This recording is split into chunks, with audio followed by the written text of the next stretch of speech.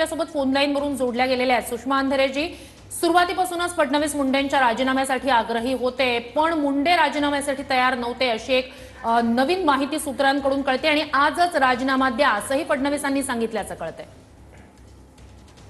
मला ना याच्यातल्या खरंच राजकीय भानगडीत पडायचं नाही। मी खरं तर सुट्ट्यांसाठी म्हणून बाहेर आले होते, मात्र काल जे फोटो बघितलेत आणि ते फोटो बघितल्यानंतर रात्रभर एक मिनिटही मी झोपू शकले नाही।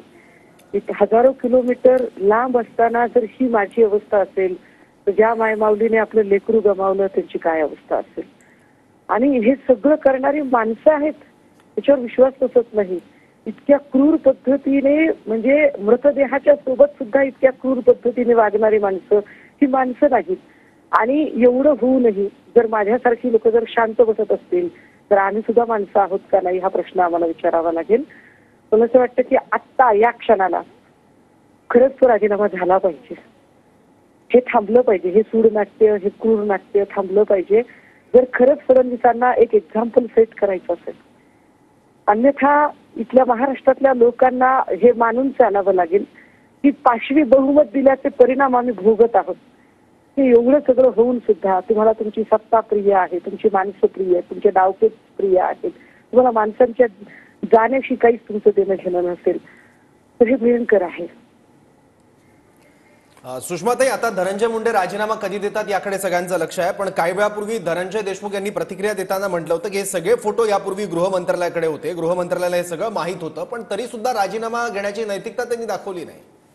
ऑब्व्हियसली मला सुद्धा हा प्रश्न पडतोय की ज्या पद्धतीने सुरेश धस यांनी सभागृहामध्ये अधिवेशनात भाषण केलेलं होतं, त्या भाषणात त्यांनी जो एक एक शब्द उच्चारला होता नेमकी तशी आणि तशीच घटना घडताना आपल्याला आता हे फोटो बघून दिसतेय।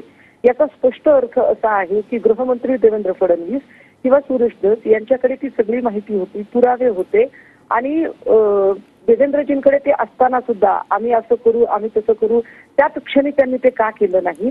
कदाचित ते धनंजय मुंडेंनी स्वतःहून राजीनामा द्यावा याची वाट बघत होते का, किंवा इतके दिवस समाजमन खूप जास्त तापून स्वतःचा एक पॉलिटिकल अजेंडा, जसं श्री मनोज जरांगे सांगताहेत की या खुनाच्या आडून त्यांनी स्वतःचा अजेंडा राबवायचा प्रयत्न केला, तो अजेंडा 3 महिने फडणवीसांनी राबवून घेतला का, हा सुद्धा एक प्रश्न निर्माण होतो।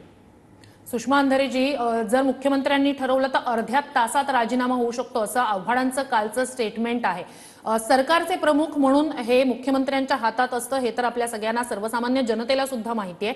मग हा निर्णय इतके दिवस म्हणजे जवळजवळ आपण म्हणूया की हा सगळा उद्रेक आक्रोश झाल्यानंतर आणि या घटनेला 3 महिने जवळपास आता होत आलेले आहेत, त्यानंतर सुद्धा हा निर्णय होत नव्हता।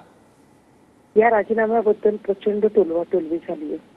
प्रचंड म्हणजे कधी दादांनी सांगायचं की मुख्यमंत्री ठरवतील, मुख्यमंत्र्यांनी म्हणायचं की ते दादांचे मंत्री आहेत, दादा ठरवतील।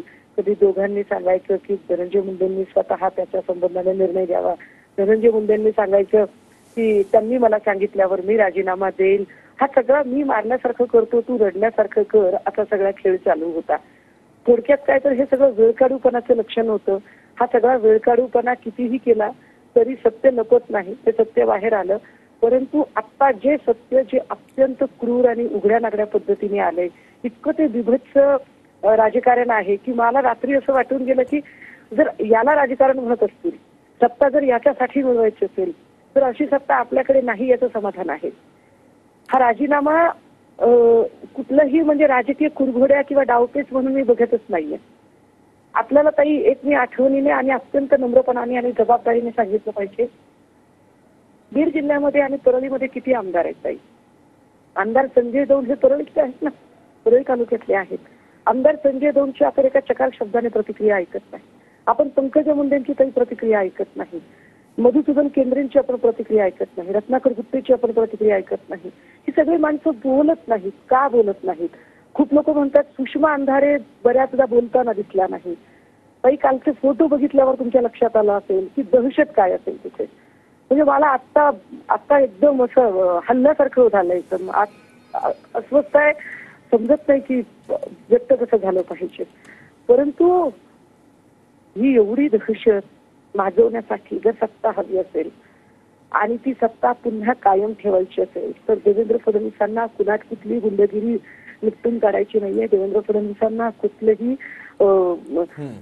या सगळ्या नेत्यांना हे करायचं नाही, त्यांना वाचवायचे सगळे का लोक, त्यांना जनता मारून टाकायची आणि नेते जिवंत ठेवायचे का, तसं तरी त्यांनी सांगावं. म्हणजे आता या क्षणाला एक अशी परिस्थिती येते की धनंजय देशमुखांच्या सह आपण सगळ्यांनी जावं आणि सगळ्यांनी मिळून एकदा देवेंद्र फडणवीसांच्याच बंगल्यासमोर जाऊन बसावं की घ्या आमचे जीव, काय आमच्यावर छुऱ्या चालवा, तलवारी चालवा, पेट्रोल टाका, जाळून टाका, पुरून टाका, बुलडोजर चालवा, आमचे काय तुकडे मन्यासारखे तुकडे करून टाका, हाल करून मारा. असेही मरणारच आहोत, तसेही मरणारच आहोत. कुठल्या दहशतीखाली जगतोय आम्ही? त्या तालुक्यातली आहे काही, मी भीती वाटते, हादरून जातो आपण. आपलं कुटुंब असतं, हाकेच्या अंतरावर कुटुंब आहे आपलं. प्रत्येक जण ते फोटो बघून हळहळलाय आणि संपूर्ण महाराष्ट्राचीच उद्विग्न प्रतिक्रिया आहे. धन्यवाद सुषमाताई, आपण दिलेल्या या प्रतिक्रियेबद्दल. तर बीडचे